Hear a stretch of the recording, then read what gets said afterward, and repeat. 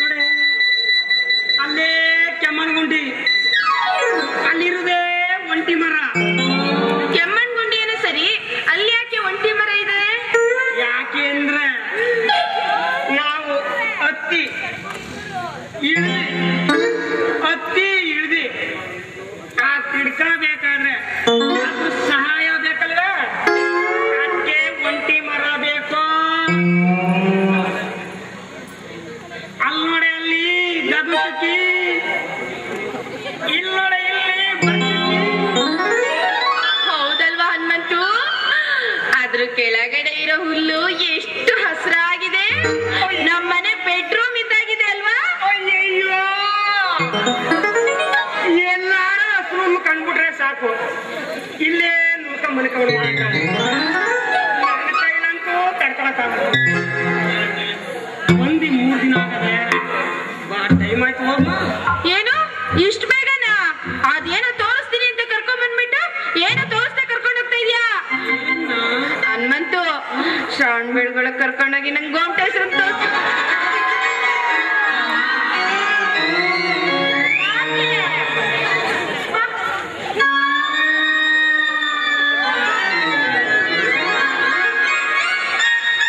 ಸ್ವಾಮಿ, ನೀನು ಎಲ್ಲೂ ಬೇಕಾದ್ರೂ ಕರಿ, ಶ್ರಾವಣ ಬೆಳಗೊಳಗ್ ಮಾತ್ರ ಕರಿಬಿಡಕನ. ಯಾಕೆ ಅಂದ್ರೆ ನೀನು ಅಲ್ಗೋದ್ಮೇಲೆ ನನಗದೇ ಬೇಕು, ನನಗದೇ ಬೇಕು ಅಂತ ಹೇಳ್ಕೊಂಡ್ಬಿಟ್ಟೆ. ನೋಡು ಹನುಮಂತು, ನಾನು ಹುಟ್ಟಾಗ್ಲಿಂದನು ಗೋಮಟೇಶ್ವರ ನೋಡ ಇಲ್ಲ, ನಿನಗೆ ಕರ್ಕೊಂಡು ಹೋಗು ನನ್ನ. ಸರಿ ಆಯ್ತು, ಬಾ ಹೋಗ್ಮ.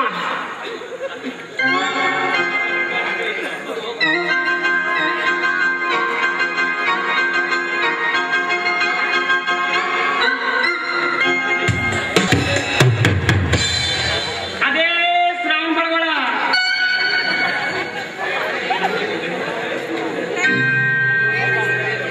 ಅದು ಎಷ್ಟು ಅಡಿ ಅದೆ, ಎಷ್ಟು ಉದ್ದಾದೆ ಅಂತ ಮಾತ್ರ ಕೇಳ್ಬಿಡಕ. ಗೋಮಟೇಶ್ವರ ನೋಡ್ತಾ ಇದ್ದಾಗೆ ನಿನ್ ಮೈಯೆಲ್ಲ ಬಿಸಿ ಬಿಸಿ ಬಿಸಿ ಆಗೋಯ್ತು.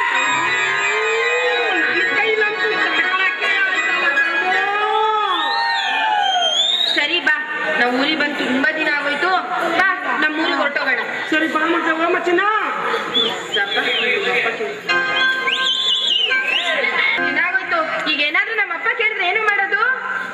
ಏನ್ ಮಾಡುದು ಅಂದ್ರೆ ಅಲ್ಲೆಲ್ಲ ಹೋದ್ವೆ, ಅಲ್ಲೆಲ್ಲ ಸುತ್ತಾಡಿದ್ವೆ, ಆಸ್ಪತ್ರೆ ಸಿಕ್ತು, ಅದೆಲ್ಲ ತೋರಿಸ್ತೆ. ಗೋಮಟೇಶ್ವರ ಸಿಕ್ತ, ಅದೆಲ್ಲ ತೋರಿಸ್ತು. ಗೋಮಟೇಶ್ವರ ನೋಡ್ದೆ ಅಂತ ಹೇಳಿದ್ರೆ ನಮ್ಮಪ್ಪ ಬರೀತಾನೆ ಕಣೋ. ಚಿನ್ನ, ನಮ್ಮ ಅಪ್ಪಂಗೆ ಹೇಳ್ಬೇಡ. ನಾನು ಹೇಳ್ತೀನಿ ಚಿನ್ನ.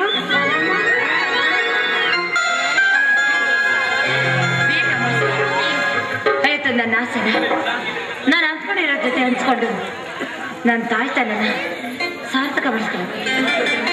ಏನ್ರಿ ಏನ್ ಮಾಡ್ತಾ ಇದ್ದೀರಾ? ಹೊರಗೆ ಬರ್ತೀರಾ?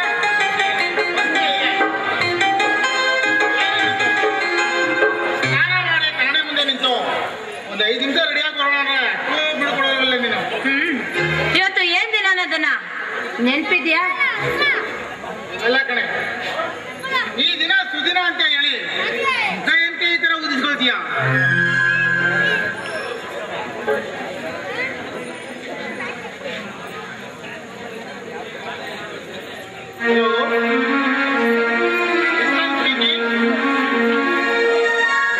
ಯಾರು ಮಾತಾಡೋದು? ಸರ್, ನಾನು ಫ್ಯಾಕ್ಟ್ರಿಯಿಂದ ಸರ್ ಮಾತಾಡ್ತಾ ಇರೋದು. ಏನ್ರಿ ಸಮಾಚಾರ? ಸರ್, ಬಾಂಬೆಯಿಂದ ಇಬ್ರು ಪಾರ್ಟಿಗಳು ಬಂದವ್ರೆ, ಬೇಗ ಬಂದ್ರೆ ಒಳ್ಳೆ ಡೀಲ್ ಸಿಗುತ್ತೆ ಸರ್. ನಾವು ಮಾಂಸಲ್ ಕೂರಿಸಿ ಜ್ಯೂಸ್ ವ್ಯವಸ್ಥೆ ಮಾಡಿಸ್ತಾರೆ, ನಾನು ಬೇಗ ಬರ್ತೇನೆ. Okay sir, okay sir. ಏನು ಬೇಗ ಬರ್ತೀನಿ ಅಂತ ಹೇಳಿದ್ರಲ್ಲ, ಅಲ್ಲಿ 11 ಮೂಟೆ ಬಂದಿದೆ ಅಂತ ಹೇಳಿ ರೇಗಿಸ್ಕೊಳ್ಳೋಣ. ಅದು ಮಾಂಸತ್ರ ಒಳ್ಳೆ ಕುಳರ ಬಂದಿದ್ದಾರೆ. ಮಿಸ್ ಮಾಡ್ಕೊಂಡ್ರೆ ನಮ್ಗೆ ಒಂದು 8 ಲಕ್ಷ ಲಾಸ್ ಆಗುತ್ತೆ. ಯಾವಾಗ ನೋಡಿದ್ರೆ ಹಣ ಹಣ ಅಂತ ಸಾಯ್ತಾನೆ ಇರ್ತೀರಲ್ರಿ. ಅದೆಲ್ಲ ನನ್ಗೆ ಗೊತ್ತಿಲ್ಲ, ಇವತ್ತು ಮನೇಲಿ ಇರ್ಲೇಬೇಕಷ್ಟೇ. ಅದೆಲ್ಲ ನೋಡ್ಕೊಳಕ್ಕೆ ಕೆಲಸ ಅಂತ ಇಕ್ಕಿಲ್ವಾ? ಮ್ಯಾನೇಜರ್ ನೋಡ್ಕೊತಾರ ಬಿಡಿ. ನಿನ್ ತಲೆ ಆ ಸಂಭ್ರಮಗಳು ನಮ್ಮ ಫ್ಯಾಕ್ಟ್ರಿ ಅವರನ್ನೇ ಗೊತ್ತಿಲ್ಲ.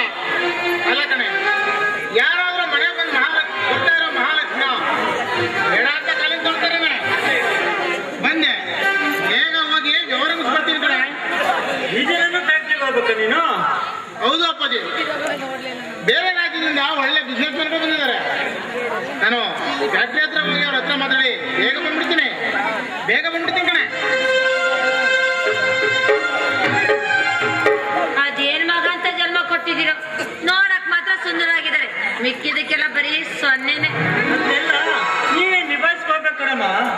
ಅವ್ನು ಚಿಕ್ಕಂದಿದ್ದನು ಹಣ ಬಿಡಿ, ಹಣ ಸಂಪಾದನೆ ಮಾಡಿದ್ರೆ ಹೌದೌದು, ಅಪ್ಪನಂತೆ ಮಗ ನೋಡಿನಂತೆ ಸೀರೆ ಅನ್ನೋ ಗಾದೆ ಮಾತು ನಿಮ್ಮ ವಿಚಾರದಲ್ಲಿ ಸುಳ್ಳಾಗ್ಬಿಟ್ಟಿದೆ. ಅದೇನೇ ಆದ್ರು ಯಾವ್ದಕ್ಕೆಲ್ಲ ಅಂಜೋದಿಲ್ಲ, ಅಲ್ಕೋದಿಲ್ಲ ಈ ನಾಗಲಕ್ಷ್ಮಿ.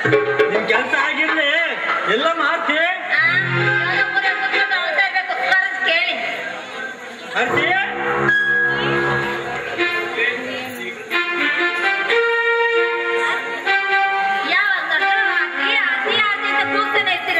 ನಾನ್ ನಿಮ್ ಕಡೆಗೆ ಮಾರಿತಾರ ಕಾಣ್ತೀನ, ಈ ರೀತಿ ಆಡ್ಕೊಂಡೆ.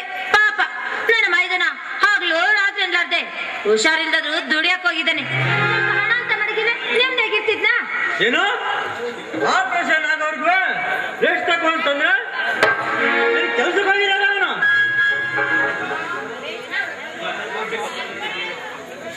ಬಂದ ನೋಡಿ ನಿಮ್ಮ ಮುದ್ದಿನ ಮಗ. ಏನಪ್ಪ ಅಮರ, ಆಪರೇಷನ್ ಆಗೋರ್ಗು ರೆಸ್ಟ್ ತಗೋ ಅಂತಂದ್ರೆ ಕೆಲ್ಸಕ್ಕೆ ಹೋಗಿದ್ಯಲ್ಲೋ, ಯಾಕೋ? ಅಪ್ಪಾಜಿ, ನನಗಂತ ಏನಾಗಿದೆ? ಒಂದು ಸಣ್ಣ ಆಪರೇಷನ್ಗೋಸ್ಕರ ಅಣ್ಣನ ಹತ್ರ ಹಣ ಕೇಳಕ್ಕಾಗತ್ತೇನ? ಒಂದು ಕೆಲಸ ಮಾಡು, ನನ್ನ ಸಂಬಳದ ಜೊತೆಗೆ ಒಂದ್ ಸ್ವಲ್ಪ ಹಣ ಸೇರಿಸ್ಕೊಡ್ತೀನಿ, ಆಪರೇಷನ್ ಮಾಡಿಸ್ಕೋ, ಅಲ್ಲಿವರೆಗೂ ರೆಸ್ಟ್ ತಗೋ. ಬೇಡ ಅಪ್ಪಾಜಿ, ನಿಮ್ಮ ಸಂಬಳದ ಹಣ ಅನಾಥ ಸಂಬಳ ಕೊಡ್ತೀನಿ ಅಂತ ಹೇಳಿದೀರಾ. ಆ ಹಣವನ್ನ ಅನಾಥ ಮಕ್ಕಳಿಗೆ ಉಪಯೋಗಿಸ್ಕೊಳ್ಳಿ ಬಿಡಿ. ಯಾಕಪ್ಪ ಇಷ್ಟು ಸ್ವಾಭಿಮಾನಿ ಆಗೋದಿ ನೀನು? ನೀವು ತೋರಿದ್ದಾಗಲೇ ಅಲ್ಲವೇ ಅಪ್ಪಾಜಿ ಮಾತಾಡಿದ್ದಾರೆ. ಅಮರ, ನೀನು ನನ್ನ ವಂಶದ ಮತ್ತೆ ಈ ಮನೆತನದ ಕೀರ್ತಿನ ಉಳಿಸ್ತೀಯಪ್ಪ. ವಂಶದ ಕುಡಿ ಚಿಗುರು ಸುದ್ದಿ ಕೇಳಿ ಆ ದೇವರು ನಿನ್ಗೆ ಈ ಅನಾರೋಗ್ಯ ಕೊಟ್ಬಿಟ್ನಲ್ಲಪ್ಪ. ಅದ್ ಹೇಗಪ್ಪ ಪಾಲ್ತೀಯೋ, ಅದ್ ಹೇಗ್ ಪಾಲ್ತೀಯೋ ದೇವರೇ? ನೀನ್ ಯಾಕಪ್ಪ ಹಗಲು ರಾತ್ರಿ ಅನ್ಲಾರ್ದೆ, ಮಳೆ ಚಳಿ ಬಿಸಿಲು ಅನ್ಲಾರ್ದೆ ಕೆಲಸ ಮಾಡಕ್ ಹೋಗ್ತೀಯಾ? ನೋಡು, ನಿನ್ನ ಆಪರೇಷನ್ಗೆ ಎಷ್ಟು ಹಣ ಬೇಕು ನಾನ್ ಕೊಡ್ತೀನಿ.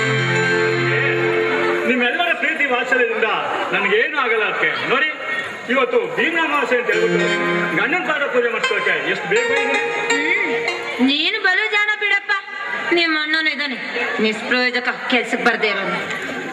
ಯಾಕಂದ್ರೆ ಅಣ್ಣ ಮನೇಲಿಲ್ವಾ? ಬರ್ತಾರೆ ಬಿಡಿ ಅತ್ತೆ. ಅಯ್ಯೋ, ಇದೇನಿದು ನಿನ್ ತಲೆಯಲ್ಲಿ ಇಷ್ಟೊಂದು ಹಿಮ? ಅತ್ತೆ, ಅತ್ತೆ. ಹೋಗು ಹೋಗು, ಹೇಳ್ತು ನನ್ನ ಆಸೆನ ನಿನ್ನ ಎದುರಿಗೆ ಹೇಳ್ಕೊಂಡು ನನ್ನ ಆಸೆನ ನೆರವೇರಿಸ್ಕೊತೀನಿ. ಅದೇ ಯಾಕತ್ತೆ ಏನೇ ಮಾಡ್ತಾ ಇದೆ ಬಾರ ಇಲ್ಲಿ.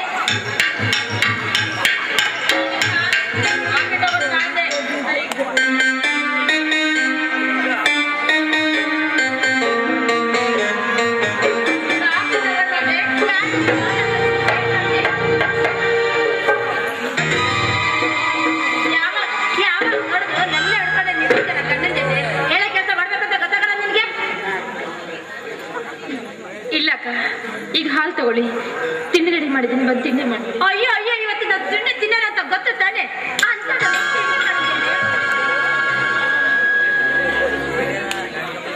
ಇವತ್ತು ನಾನು ತಿಂಡಿ ತಿನ್ನಲ್ಲ, ಉಪವಾಸ ಇದ್ದೀನಿ ಅಂತ ಗೊತ್ತು ತಾನೆ. ಯಾಕೆ ಮಾಡಿದೆ ತಿಂಡಿ? ಅಕ್ಕ, ನೀವು ಯಾವತ್ತೂ ಉಪವಾಸ ಇದ್ದವರಲ್ಲ, ಅದಕ್ಕೆ ಮಾಡ್ಬಿಟ್ಟಿದ್ದೀನಿ. ನನ್ನ ಹತ್ರ ಬಂಗಾರ ಚಿಂತೆ ಇಲ್ಲ, ನಾ ತಿಂತೀನಿ ಬಿಡಿ. ಹೌದೌದು, ತಿನ್ನು ತಿನ್ನು ತಾನೆ ಈ ರೀತಿ ಎಮ್ಮೆ ತರ ಮೈ ಬೆಳೆಸ್ಕೊಂಡು ನಿಂತಿರೋದು. ಕಾಫಿ ದೊರಗಾಗಿ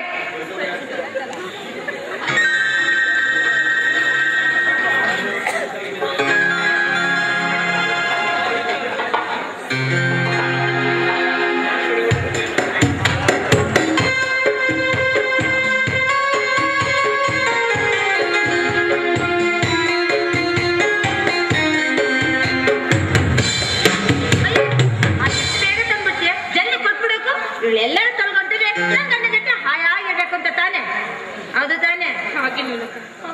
ಮಳ್ಳಿ ಕಡೆ ಅದ್ರಲ್ಲಿ ಉಪ್ಪು ಹಾಕಿದಿ, ಸಕ್ಕರೆ ಹಾಕಿದ್ಯೋ? ನಾನು ಉಪ್ಪು ಹಾಕಿ ಆದ್ರೂ ನನಗೆ ಅನುಮಾನ. ಕೊಡಿ ಕೊಡಿ. ಅದು ಹಾಗಲ್ಲ. ಆಗಲ್ಲ ಈಗಲ್ಲ, ಕೊಡಿ ಅಂದೆ, ಕೊಡಿ.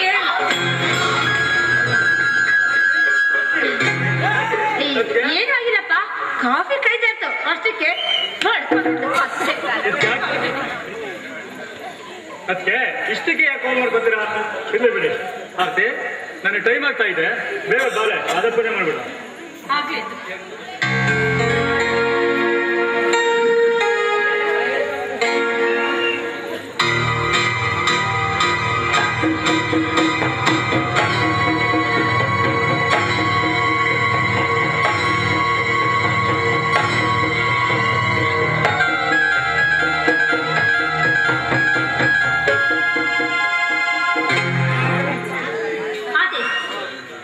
ಪೂಜೆ ಮಾಡಬೇಡ, ನಿಂತು. ಯಾಕಕ್ಕೆ ಏನ್ ಹೇಳ್ತಾ ಇದೀರ ನೀವು? ಅವಳ ಕೈಲಿ ಪಾದ ಪೂಜೆ ಮಾಡಿಸ್ಕೋಬೇಡ.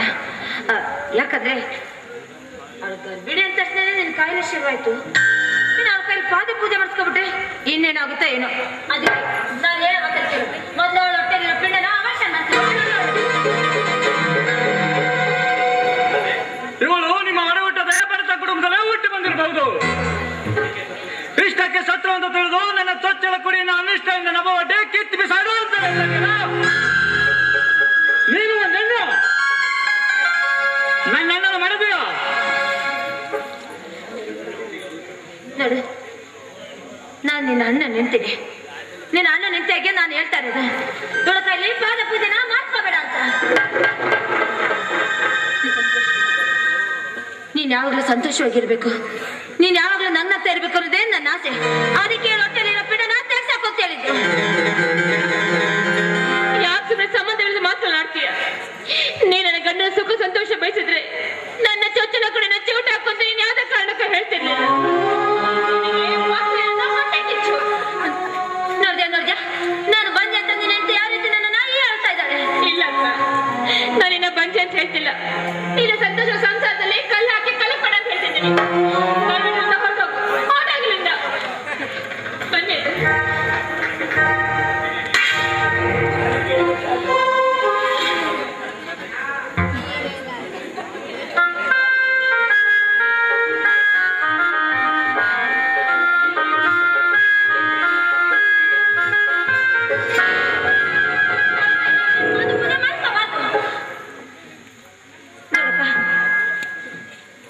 ನಾನೊಂದು ಮಾತಾಡ್ತೀನಿ ಕೇಳು. ದಯವಿಟ್ಟು ನನ್ನ ಕೈ ಪಾದ ಪೂಜೆ ಮಾಡಿಸ್ಕೊಂಡು ನನ್ನ ಮಕ್ಕಳ ಭಾಗ್ಯ ಕೊಡು. ಏನ್ ಹೇಳ್ತಾ ಇದ್ದೀರಾ ನೀವು? ನೀವು ಈ ಮನೆಯ ಮಕ್ಕಳಿಗೆ ದಾರಿ ದೀಪ ಆಗ್ಬೇಕಾದರು. ನೀವು ನನ್ನ ಅಣ್ಣನ ಹೆಂಡತಿ, ನಿನ್ನ ಮಗನ ಸಮಾಜ ನನ್ನ ಪಾದ ಪೂಜೆ ಮಾಡುವುದೇ? ಅಣ್ಣನಿಗೆ ಈ ವಿಷಯವೇನಾದ್ರು ಗೊತ್ತಾರೆ ಅನಾಹುತ ತಪ್ಪದು, ತಾಯಿ ತಪ್ಪದು. ಈ ಪಾಪಿ ಹೆಣ್ಣೆ ಮನೆಗೆ ಬಂದಾಗಿಂದಲೂ ಚಿತ್ರ ಹಿಂಸೆ ಕೊಡ್ತಾ ಇದೆಯಾ? ಪ್ರಪಂಚದಲ್ಲಾದ್ರೂ ಅದಕ್ಕೆ ಮೈದಾನ ಪಾದ ಪೂಜೆ ಮಾಡಿ ಸಂತಾನ ಭಾಗ್ಯ ಪಡೆಯೋದುಂಟ?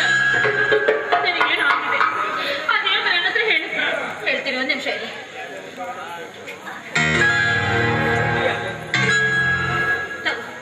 ಇದನ್ನ ನೋಡು, ನಿಮ್ಗೆ ಅರ್ಥ ಆಗುತ್ತೆ.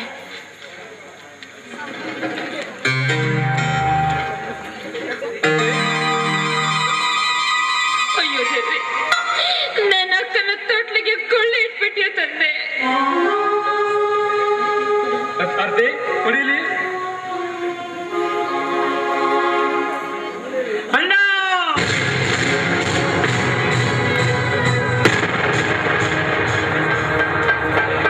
ಎಂತ ನದೃಷ್ಟ ಅಣ್ಣ ನೀನು.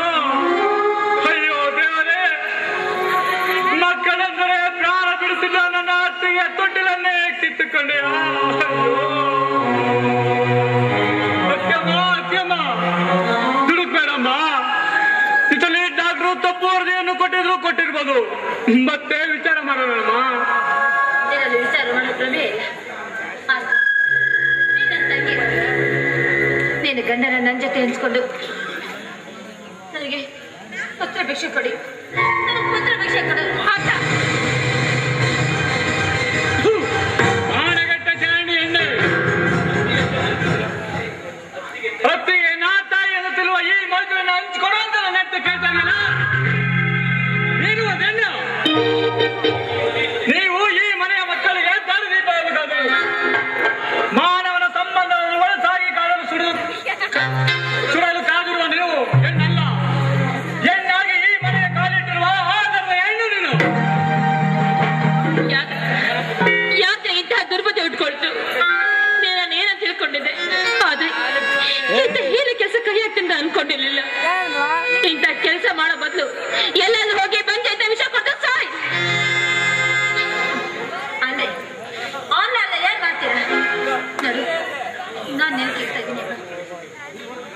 ದಯವಿಟ್ಟು ನನಗೆ ಮಕ್ಕಳ ಭಾಗ್ಯ ಕೊಡು. ಅಯ್ಯೋ, ಪುತ್ರ ಭಿಕ್ಷೆ, ತಾಯಿ ಮಗನಾದ ಪುತ್ರ ಭಿಕ್ಷೆ ಕೇಳೋದೆ. ಅಯ್ಯೋ, ಎಂತ ಮಾತು ಕೇಳಿದವು ಈ ಹಿನ್ನೆಲೆ ಕೇಳಿಗಳು. ನನಗೆ ಗದ್ದೆ ಮುಚ್ಚಿ ನನ್ನೊಂದಿಗೆ ಹಂಚಿಕೊಳ್ಳಿ ಜಾರಿಣಿ. ಜಾರಿಣಿಯರಿಗೆ ತಾಯಿ, ತಂಗಿ, ಅಣ್ಣ, ತಮ್ಮ, ಮಗನೆಂಬ ಭೇದವನ್ನ ತೋರಿಸಿಬಿಟ್ಟ ನೀನು. ನೀನು ಈ ಮನೆಯ ಮದುವೆಯಾಗಿ ನನ್ನ ಅಣ್ಣನ ಹೆಂಡತಿಯಾಗಿ ನನ್ನ ಅತ್ತಿಗೆಯಾಗಿ ಈ ಮನೆಗೆ ಬಂದಿಲ್ಲ. ಈ ಮನೆಗೆ ವೇಷಿಯಾಗಿ ಚಿನ್ನದ ಕೀವಿಸದ ಕೊಕ್ಕಿನ ಆಧಾರದ ಹಾಕಿ ನೀನು ಚೆನ್ನಾಗಿಲ್ವೇ? ಇವತ್ತಿನ ಸಮಾಜದಲ್ಲಿ ಯಾಕೆ ಕಂಡ್ರೆ ಆಲಂಗಿ ಚಪ್ಪಿ ಮುದ್ದಾಡಿ ಮಗಮಂಜಿಗೆ ಕರೆಯೋ ಮಾತನ್ನ ನಾನು ಎಷ್ಟೋ ನೋಡಿದ್ದೀನಿ. ನೀನು ಸಾಲಿಸಿರ್ಲಿಲ್ಲ. ಸತ್ಯಮ್ಮ, ಒಳ್ಳೆಯ ಉದ್ದೇಶವಿದೆಯೋ ವಿನಾಶವಿದೆಯಮ್ಮ. ಈ ಕೆಟ್ಟ ನೀತಿಯನ್ನು ಬಿಟ್ಟು ದತ್ತು ಮಕ್ಕಳನ್ನು ಪಡೆದು ಸದುಗುದರನ ಈ ಮನೆಯಲ್ಲಿ ನಂದಾದೀಪ ಬೆಳಗಮ್ಮ. ಹೌದು ನೋಡು, ವಿಶ್ರಾಂತ್ ಭಾವ ಮನೆ ಮಾನವರಿಗೋಸ್ಕರ ಜೀವನ ಕೊಡ್ತಾ ಇದ್ದಾರೆ. ಇನ್ನು ಮಾವನಿಗೆ ಈ ವಿಷಯ ಗೊತ್ತಾದ್ರೆ ಪ್ರಾಣನ ಬಿಟ್ಬಿಡ್ತಾರೆ. ದಯವಿಟ್ಟು ಇಂಥ ಕೆಟ್ಟ ಕೆಲಸಗಳನ್ನ ಬಿಟ್ಟು ಒಳ್ಳೆ ಕೆಲಸ ಕಡೆ ಮಾಡ್ಕೊಡ್ಬೇಕ.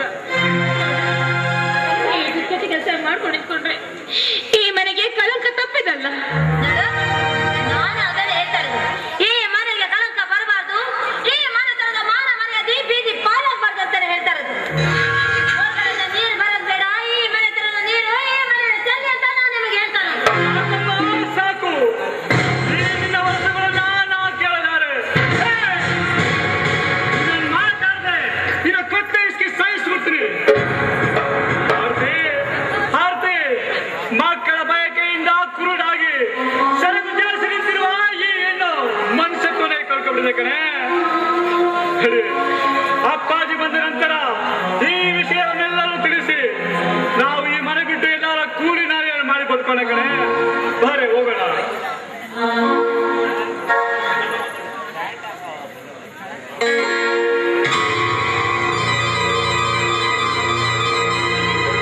ನನ್ನನ್ನ ವೇಶ್ಯೆ ಅಂದ್ರೆ ಅಲ್ವಾ?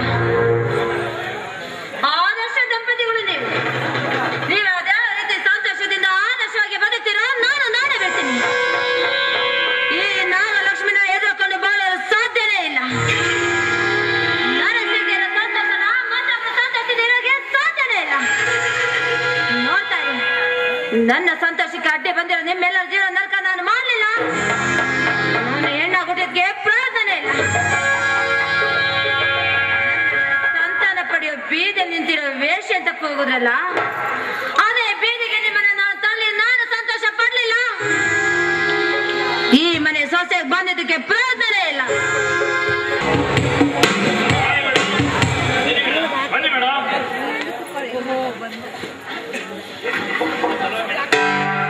ಹಲೋ ಮೇಡಮ್, ಸಾರಿ ಸ್ವಲ್ಪ ಲೇಟ್ ಆಯ್ತು. ಪರವಾಗಿಲ್ಲ ಬಿಡಿ. ಅಂದಾಗೆ ನನ್ ಗಂಡ ಇಲ್ಲದ ವಿಶ್ರಾಂತ್ ಸರ್ ಗೌತಿ ಕೆಲಸದ ಮೇಲೆ ಬೆಂಗಳೂರು ಹೋಗಿದ್ದಾರೆ. ಮೋಸ್ಟ್ಲಿ ಅವ್ರು ರಾತ್ರಿ ಆಗುತ್ತೆ ಅನ್ಸುತ್ತೆ ಮೇಡಮ್. ಒಳ್ಳೇದೇ ಆಯ್ತು. ನನ್ನ ಗಂಡನಿಗೆ ಈ ಜನ್ಮದಲ್ಲಿ ಮಕ್ಕಳಾಗದಿರೋ ಭಾಗ್ಯನೇ ಇಲ್ಲ ಅನ್ನೋ ವಿಚಾರ ತಿಳ್ಕೊಂಡೆ. ನಿಮಗಾಗಿರುವ ವಂಚನೆ ಕಂಡು ನನ್ನ ಮನಸ್ಸಿಗೆ ತುಂಬಾ ನೋವಾಗಿದೆ ಮೇಡಮ್.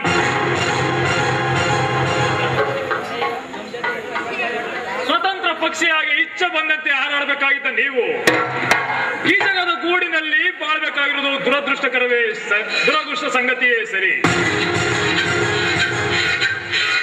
ನಿಮ್ಮಲ್ಲಿ ಗರಿಗೆದಿರುವ ಅದ್ಭುತ ಸೌಂದರ್ಯ, ಯೌವನ ಭರಿತ ಕಾಮನ ಬಿಲ್ಲುಗಳ ಬಣ್ಣಗಳ ನೋಡಬೇಕಾದ ನಿಮ್ಮ ಗಂಡ ನಿಷ್ಪ್ರಯೋಜಕ ಅಂತ ಚಿಂತೆ ಮಾಡ್ತಾ ಇದ್ದೀರಾ ಮೇಡಮ್. ಸಾರಿ, ಏನೇನೋ ಮಾತಾಡ್ಬಿಟ್ಟೆ ಅನ್ಸುತ್ತೆ. ಅಂದಾಗೆ ನನ್ನನ್ನ ಇಲ್ಲಿ ಬರೋದಕ್ಕೆ ಕಾರಣ ಕರೆದಿರೋದಕ್ಕೆ ಕಾದ್ರ ಬೇಡ, ಸರಿಯಾದ ಮಾತನ್ನೇ ಹೇಳ್ತಾ ಇದ್ದೀರಾ. ಮುಂದುವರಿಸಿ. ನಾಗೋ, ನಿನ್ನನ್ನ ಯಾವತ್ತು ನಾನು ಮೊದಲನೇ ದಿನ ಕೋರ್ಟ್ನಲ್ಲಿ ನೋಡಿದ್ನೋ ಅವತ್ತೇ ನಿನ್ನ ಸೌಂದರ್ಯ ರಾಶಿಗೆ ನಾನು ಮರಳಾದೆ.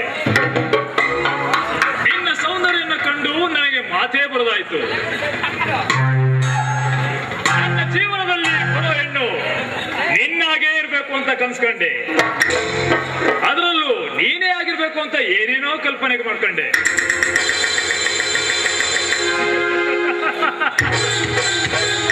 ಅಂಥದ್ರಲ್ಲಿ ನೀನಾಗ್ ನೀನೇ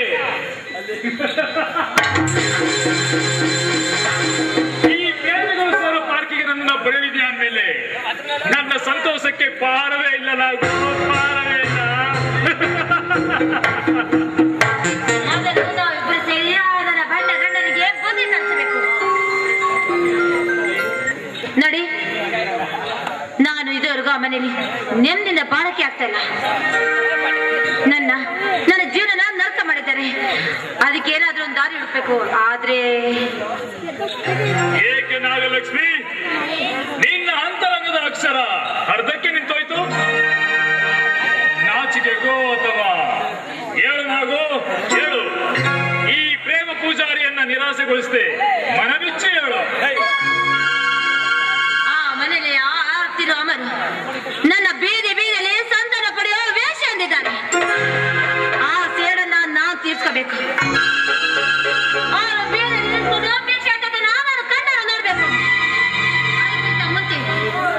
ನಾನು ತಾಯಿಯಾಗಿದ್ದನ್ನ ನೋಡಿ ನನ್ನ ಗಂಡ ಚೆನ್ನಾಗಿ ಬೀದಿಯಲ್ಲಿ ಬೇಕು.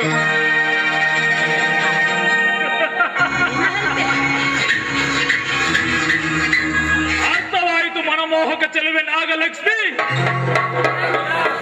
ನೀನಾದೆ ನನ್ನ ಲಕ್ಷ್ಮಿಯನ್ನ ಮೇಲೆ ನೀನಾಡಿಸುವ ಗುಂಡಿನ ತುಪಾಕಿ ಜ್ವಾಲ ಗುರಿ ಮುಟ್ಟುವ ನೋಡ್ಕೊತಾನೆ ಈ ಸಂಭ್ರಮ.